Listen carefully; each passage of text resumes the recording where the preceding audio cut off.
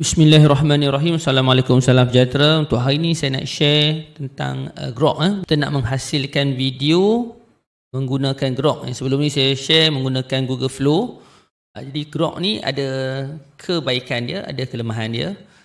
Jom kita tengok. Okay, jadi kita search Grok dulu di Google. Sebelum ni Grok dia pernah kena ban sebab adalah syarat-syarat yang dilanggar. Jadi kerajaan Malaysia telah ban dan Alhamdulillah dah boleh guna semula. Jadi kita gunalah secara berhemah Grok ni.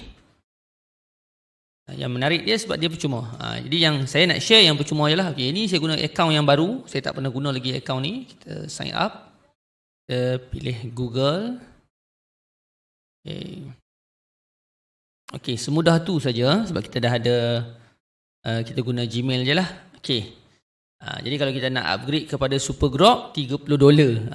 Okay. Dan kita boleh gunalah kalau kita nak upgrade percuma 7 hari kalau kita nak cuba guna.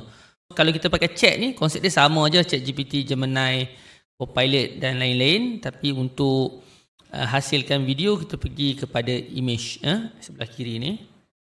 Jadi bila kita tekan image tu, ada banyak image ni.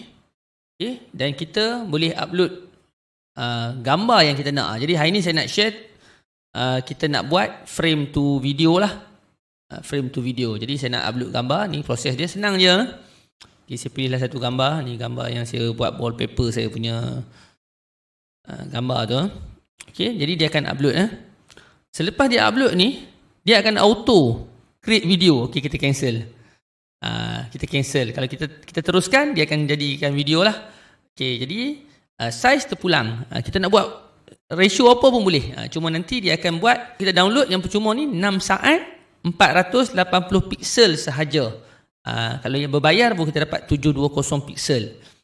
Jadi 480 ni cukup lah. Kita nak tengok dekat phone, okey dah. Okey dah. Boleh lah. Okey.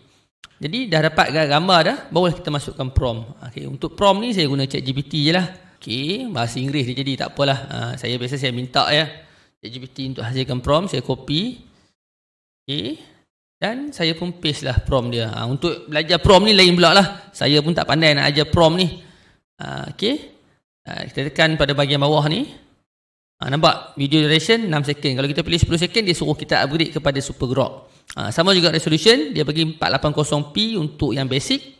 Dan kita boleh pilih preset ni, tak perlulah kalau kita dah guna. Kalau kita dah masukkan prompt. Sebab kita tak masuk prompt pun dia boleh buat sendiri. Maksudnya kita masuk je, dia akan auto lah jadi video yang ikut dia. Jadi kita masuk prompt, baru dia akan ikut kita. Okay, kita cubalah, saya cuba. Saya takut dia jadi bahasa Indonesia. Kita try. Sekejap je, dia lebih cepat berbanding, saya ingat pada saya lah, dia lebih cepat berbanding Google Flow. Ataupun mungkin bergantung kepada prompt yang kita guna. Jom kita cuba tunggu.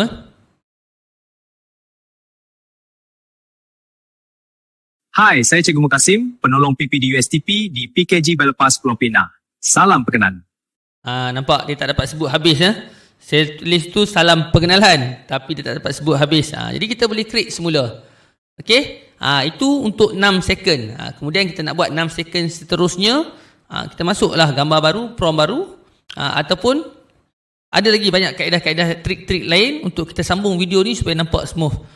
Itu boleh tonton, boleh cari di YouTube, ada banyak yang share. Saya tunjuk yang basic untuk hari ni. Yang penting kita dah dapat dah idea macam mana nak hasilkan video secara percuma menggunakan Grok AI.